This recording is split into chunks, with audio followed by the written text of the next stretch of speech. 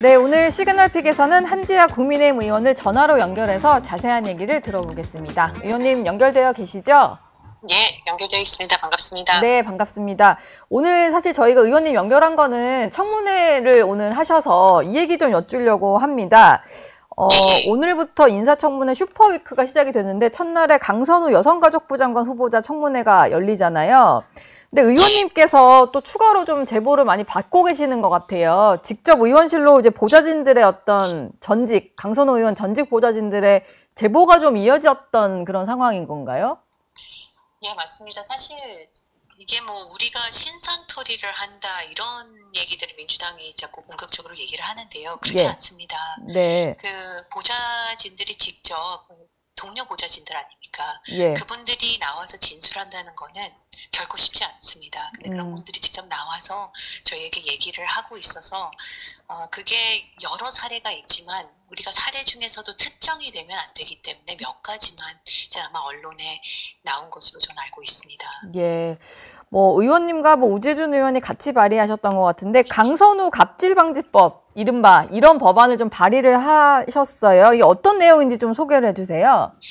그 보좌직원은 전문성과 책임감을 바탕으로 국회의원 의정활동 전반을 도와주고 그리고 뒷받침해주는 직업인이고 동료입니다. 예. 그런데 사실상 지금 나온 의혹들은 부당했고 사실은 있을 수 없는 일이거든요.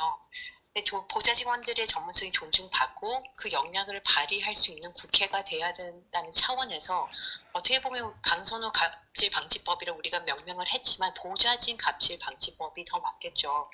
그래서 거기에는 사적 심부름과 같은 지시를 명확히 부당 지시로 규정하고 혹은 부당한 업무 배제 등의 행위를 직장 내 괴롭힘으로 명문화하고 그리고 보좌진들이 사실상 어려운 목소리를 낼 곳이 없습니다. 그래서 네. 그런 목소리를 낼 수 있도록 익명 보충 시스템을 설치를 의무화하는 그런 내용들을 담고 있습니다. 이런 제도는 단순한 보좌직원 보호를 넘어서 사실상 국회가 당연히 품격 있고 신뢰를 회복하는 데 필요한 조치라고 저는 생각합니다. 예.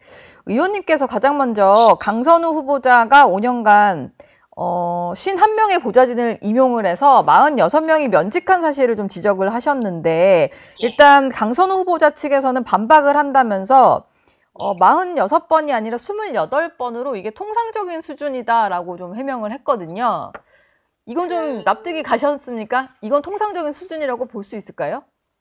저도 어제 그 해명을 들었습니다. 근데 28명의 보좌진을 교체한 것이 통상적이라면 후보자가 생각한 도덕적 기준이 어떤 수준인지 묻고 싶기도 하고요. 국민들께서 판단해 주실 거라고 생각합니다. 예. 그러니까 이게 단순히 보좌 직원 한 명을 교체하는 게 아니지 않습니까? 네. 그러니까 그분과 생계를 함께하는 가족들도 있을 거고 그 무게를 감안한다면 그렇게 쉽게 말씀하지 못할 거라고 생각을 합니다. 사실 46건이건 28건이건 네. 숫자로만 보면 안 됩니다. 한 건 한 건 모두 한 명 한 명이고 그 한 명 한 명의 생계라고 꼭 말씀드리고 싶습니다. 네. 그리고 더군다나 사회적 약자를 돌보는 책무를 가진 여성가족부 장관 후보자 아닙니까? 우리 뭐 이재명 대통령께서 따뜻한 공동체를 강조하고 계시는데 따뜻한 공동체를 추구하는 이재명 대통령의 말씀이 진심이라면 지명 철회가 맞다고 저는 생각을 합니다. 지금 뭐 강선우 후보자와 관련해서 갑질 의혹은 뭐 연일 보도가 되는 상황인데 오늘 새롭게 나온 내용이 또 강 후보자 주도로 의원실 내 조직적인 왕따와 사직 유도가 있었고 이후에 다른 뭐 자리로 좀 취업을 하려고 했을 때 취업 방해가 있었다. 이런 폭로가 좀 추가로 나온 거죠? 예, 맞습니다. 그러니까 이게 말씀드렸듯이 특정이 되면 안 되기 때문에 우리가 그 중에서 가장 특정되지 않는 사례들을 이제 얘기를 했습니다. 그런데 이게 동료 보좌진을 보호해야 하는 책임이 있는 국회의원이 아닙니까? 근데 오히려 그들의 미래까지 막았다면 이거는 정쟁을 넘어서 인권의 문제라고 저는 생각합니다. 그러니까 제기된 의혹이 사실이라면 강후보자는 사회적 약자를 보호하는 부처 장관으로서 자격이 없지 않을까라고 생각을 하고 국민들께서도 그렇게 판단해 주시지 않을까라는 생각을 합니다. 근데 지금 뭐 민주당 일각에서는 오히려 그 보좌관들이 문제가 있었던 거 아니냐 이런 얘기를 하는 의원도 있고, 강선우 후보자 측에서도 의혹을 제보하고 있는 보좌관 둘의 어떤 내부 갈등이 있었고 근태 문제도 있던 사람들이다. 그리고 제보 내용이 상당히 좀 허위 사실이다. 이런 주장을 하고 있거든요. 이 얘기는 좀 어떻게 들으셨나요? 일단 이건 전형적인 2차 가해죠. 네. 그리고 피해자 악마화죠. 그리고 그렇게 공방을 할 게 아니라 우리가 증인으로 나오겠다고 하는 분들을 증인 요청을 채택 요청을 했는데 거절을 당했죠. 그러니까 네. 그런 부분부터 말씀을 드리고요. 말씀드렸듯이 한두 분이 아닙니다, 지금. 그리고 이것은 우리 당에서 제기하는 의혹이 아닙니다. 그러니까 후보자와 함께 일했던 동료들의 폭로고 정쟁적인 사안이 아닙니다. 네. 내부 부조리와 피해를 폭로한 사람을 문제화시키는 것은 전형적인 기득권 세력의 행동인데, 민주당이 여당이 되더니 그동안 사실 피해자 중심주의를 외치지 않았습니까? 근데 그걸 버리고 가해자 중심주의로 단기조를 채택한 건지 좀 여쭤보고 싶습니다. 그리고 이렇게 피해 보좌진을 악마화하면 민주당의 다른 보좌진들이 서운하지 않겠습니까? 예. 그러니까 비록 상대 당이지만 민주당 보좌진들도 민주당과 이재명 대통령 당선을 위해서 정말 열심히 뛰었을 겁니다. 자기 일처럼 뛰었을 겁니다. 네. 근데 이제 와서 함께했던 동료를 비난하고 폄훼하고, 이게 정치적 인간적 도의에 맞는지 묻고 싶습니다. 그리고 아까 말씀드리긴 했지만 보좌진들이 국회의원 상대로 진술하기 쉽지 않습니다. 제보를 하기 쉽지 않습니다. 왜냐하면 그렇죠. 본인들의 네. 미래가 예. 이게 완전히 막힐 수가 있거든요. 그리고 또 그래서 지금 여당인 상태고요. 집권 여당이 맞습니다. 된 상태에서, 네. 야당도 아니고 여당 아닙니까? 맞습니다. 그래서 이게 정쟁적인 요소가 아닌가. 이거는 정말 목소리를 본인들도 이제 내야 되겠다는 생각을 해서 나왔다고 생각합니다. 예. 저희가 뭐 갑질 의혹이 불거지면서 이 부분으로 좀 초점이 옮겨가긴 했는데, 그 이전까지 나왔던 의혹 중에는 강 후보자의 배우자가 감사로 재직을 하고 있던 바이오 업체에게서 받은 스톡 옵션을 재산 신고해서 누락을 했다. 이런 의혹도 좀 제기가 됐었어요. 그리고 예. 그 시기가 또 국회에서 강선우 의원이 보건복지위에서 활동하던 시기랑 겹쳐서 맞습니다. 이해 충돌 논란도 좀 있는 것 같은데, 이 부분도 좀 소명이 잘 안 된 상황인가요?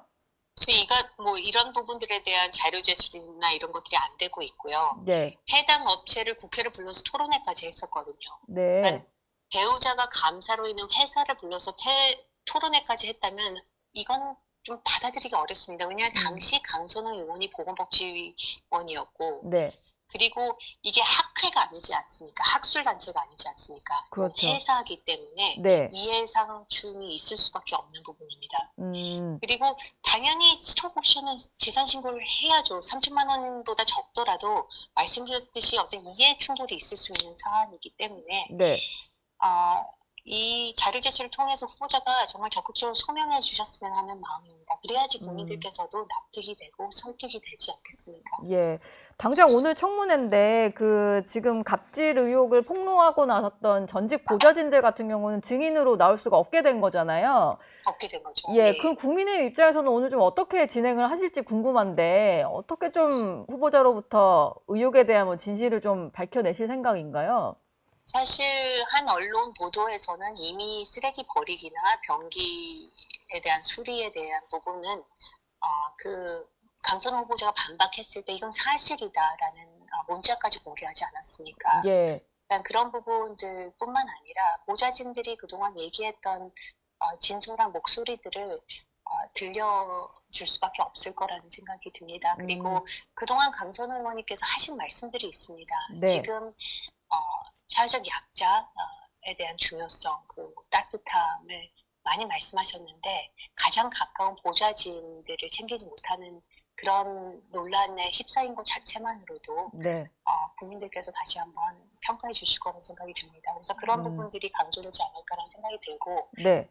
그리고 해명들이 좀 국민 눈높이에 안 맞다고 생각합니다. 예를 예. 들어서 뭐 스쿨존의 위반 과태료 부과가 됐는데 그 과태료 부과를 사실상 후보자 지명 후에 납부를 했거든요. 그래서 그거가 비판을 받으니까 본인이 운전한 게 아니라 수행비서가 운전했다는 해명을 했습니다.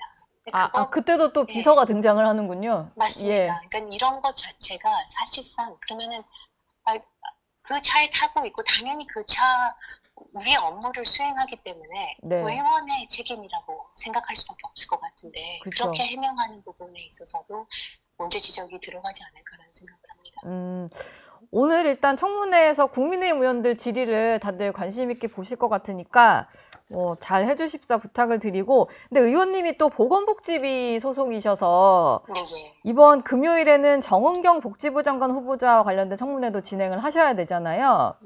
근데 사실 대다수 국민들에게는 코로나 때 영웅이다 이렇게 정은경 후보자가 알려져 있는데 배우자의 어떤 주식 투자 논란이라든지 농지법 위반 의혹 이런 것들이 좀 불거지면서 약간 좀 실망스러운 인물이었나라는 생각이 좀 들기도 해요. 의원님은 좀 어떻게 보고 계시나요?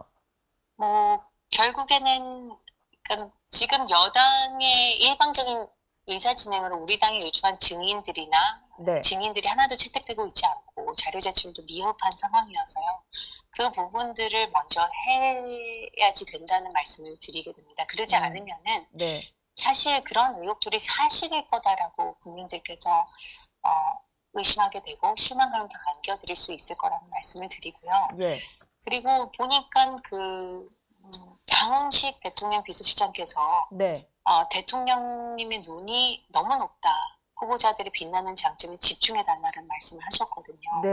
이런 발언들은 굉장히 부적절하다고 생각합니다. 우선 대통령의 눈높이보다 국민의 눈높이가 더 높을 겁니다. 단연코 자신 있게 말씀드릴 수가 있고요. 지금 대통령께서 눈이 높으신지와 후보자들의 장점이 빛나는지는 국민께서 정하는 것이지 강요돼서는 안 됩니다. 대단히 부적절하다는 말씀을 드리고 국민들께서 논문 표절, 갑질, 지금 나오는 장관 후보자들의 논란, 그럼 대통령 눈높이라고 자백하는 건데 오히려 더 부담되는 발언이라고 생각합니다. 그래서 이런 의혹들이 나왔고 의혹들에 대한 소명을 하는 게 공직자로서의 책임감 있는 자세라고 생각을 하고 그렇기 때문에 자료 제출 충실히 해서 국민들께서 판단해 주시게끔 해줬으면 좋겠습니다.